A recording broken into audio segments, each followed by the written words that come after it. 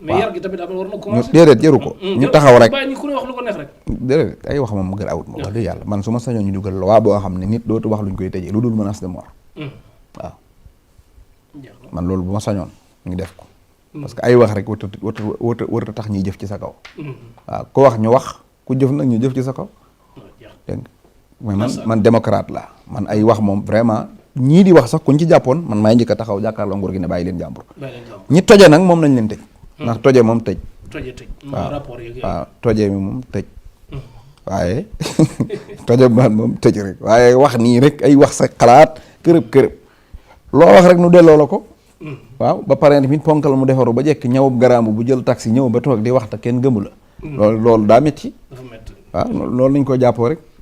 bu ko defee buñ continuer maanaam Diomaye dina yëg ne askan wi dañoo koo fal mais seetaanuñ ko ñu ngi ànd ak moom